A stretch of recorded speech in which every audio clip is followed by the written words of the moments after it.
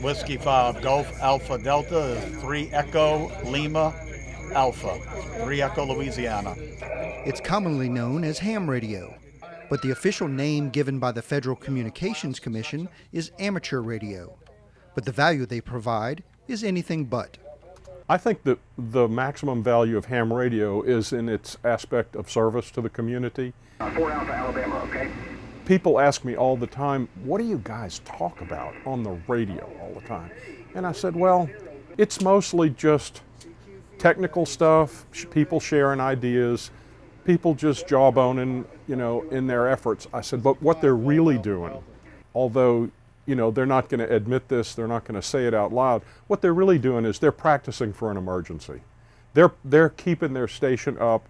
They're proving their ability to communicate, because when they're needed, that's when they really kick into gear. QSL, the 1 Delta, South Carolina. Thanks for the contact. And to be ready when they are called upon, every summer, in the last weekend in June, ham radio operators participate in an event called Field Day, where amateur radio operators in North America test their equipment in a contest to see how many other hams they can contact. The Jefferson Amateur Radio Club's call sign, authorized by the FCC, is W5Gad. Whiskey 5 Golf Alpha Delta. And they are listening for call signs from all over the United States and Canada. Again, V3ERC, please, again. Many feel that in the era of global communications with a smartphone and the availability of the internet, ham radio is a bit outdated. Reality is, the service amateur radio provides is needed more than ever. With public safety communications' increased reliability on cell phones and radio systems that rely on the internet or interconnectivity between their radio towers, these systems, while very sophisticated, tend to fail in a major disaster. Amateur radio will operate when all else fails, when the typical infrastructure like the cellular network fails and is no longer available. The reason amateur radio does not fail is that it doesn't rely on the internet or any other system. And Don Olson says, if your emergency communications plan is a cell phone, they're naive. These people haven't probably been through the types of disasters that New Orleans sees on occasion.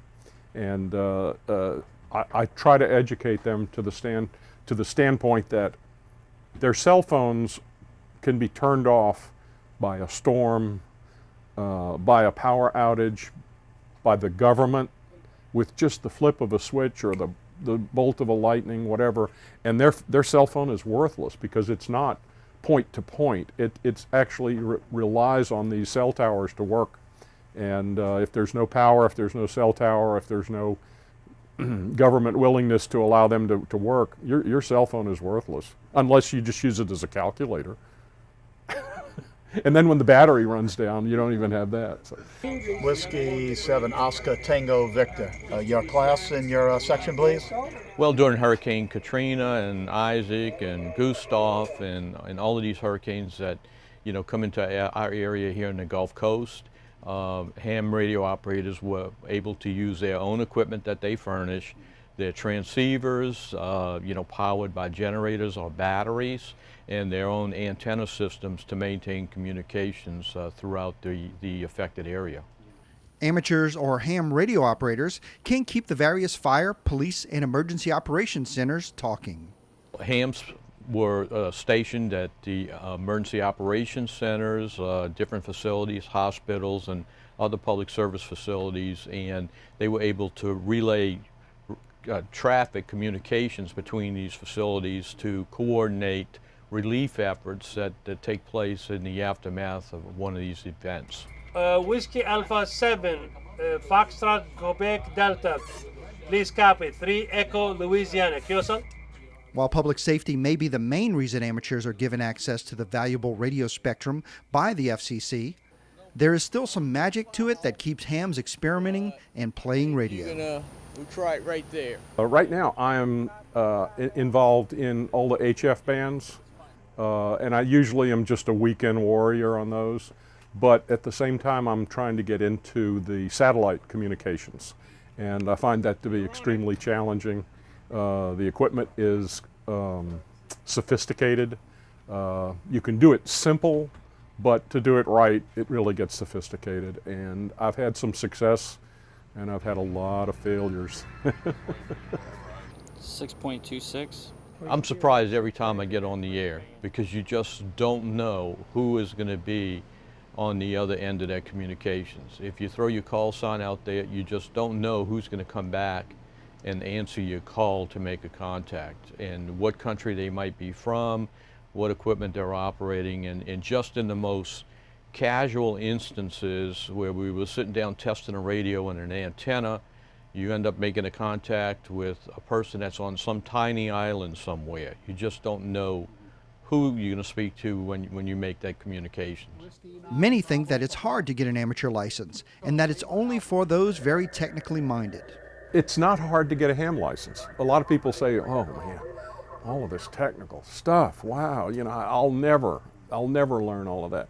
And it's like, the ham license is very simple. Exhibit 1, you know, the 7-year-old that comes in and gets the ham license. The first ham license is just learning the rules. You have to know a little bit about Ohm's law. That's really not tough for somebody who knows any sort of arithmetic. And as for the typical ham radio operator, oh my goodness, I don't know that there is one. Really, I mean, we go from spectrum to spectrum. I don't think it aligns with intelligence. I don't think it aligns with you know, technical ability. I don't think it aligns with any sort of a class in society. I think that you'll find hams in every walk of life. Whiskey 5 Golf Alpha Delta. clubs like the Jefferson Amateur Radio Club in Metairie, Louisiana, cater to those with a wide variety of interests: local communications, DX or worldwide communications, voice or even digital communications with computers. There is something for everyone, and club members can help you get licensed and explore all that amateur radio has to offer. As we do courses here and as we do the testing, what I try to explain to them is that merely having a license to transmit, you still don't know how to run a radio. And so the usefulness of the club here is to teach you how to get your first radio, what to do with it, teach you all of the avenues that are out there to find your particular interest.